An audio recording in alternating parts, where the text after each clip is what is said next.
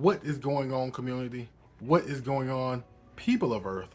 I am TJ, and this is the Flash by Night channel, and we are about to cover issue number 4 of Jed MacKay's Moon Knight. In issue number 4, we cross paths with a couple of interesting villains, but we also get further into the head of Moon Knight, and we learn something that will be important as we get closer to the end of the run. So we start off with Mark in therapy with Dr. Sturman again, and she has a particular question that Mark tries to dodge at first, but then he addresses it head on. She wants to know why he is always wearing the Mr. Knight mask, and he tells her that when he has the mask on, he is not Mark Spector, because Mark Spector is nothing. No one needs Mark Spector. People do need the Fist of Khonshu. They do need Moon Knight, but they don't need Mark Spector. And we're going to get even deeper into this later on in the issue. Meanwhile, I am introduced, and some of you may be reintroduced, to this character named Stuart Clark, or Rampage. He is getting instructions from our mystery man as to what he needs to do to hurt Moon Knight. And he appears to be somewhat of a scarred up computer genius who is going to steal Moon Knight's money if Moon Knight doesn't do what he's asked. He's hacked into all of Stephen Grant's accounts, and he knows where his millions and millions of dollars are hidden, and he can make them disappear if he wants to.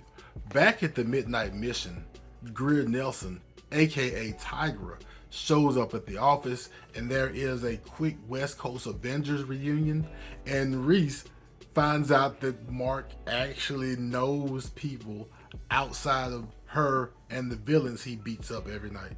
And Tigra, in a playful manner, tries to take Mark's mask off, and Mark wants to keep it on because, again, he is very tied to that mask and what that mask means to him in hiding his identity in order to help others.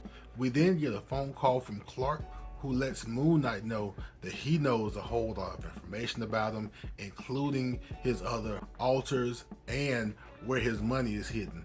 And he makes demands of Moon Knight to go and attack a certain other group. We have two problems here. One, there's a Beyond Corporation watch in the background of this panel. And two, it's really loud. It sounds like a festival is going on outside, but Clark has his windows open because his air conditioner isn't working, and his computers are basically sweating bullets. And don't worry, that festival is going to come back around really soon.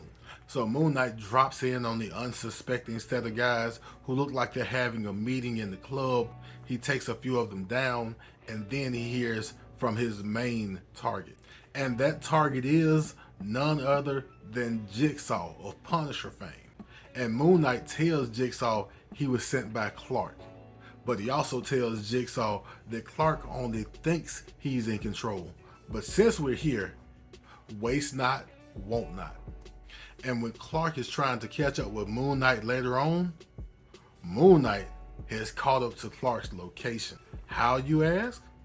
Reese looked up all the festivals in town, and there was one that fit the description and close enough to get to Clark. And Clark is doing what he knows best. He's pushing buttons. He's trying to get rid of Moon Knight's money as fast as possible to convince Moon Knight to back off. But Moon Knight tells him that no wealthy priest has ever been any good.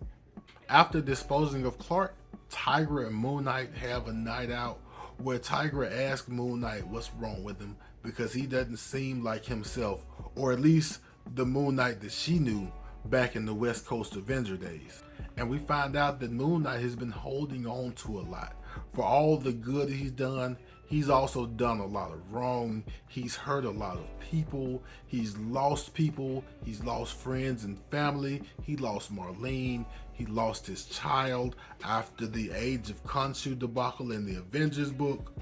And finally, he takes off his mask to talk to Tigra and tell her that the reason he wears the mask all the time is because he doesn't want to look at himself.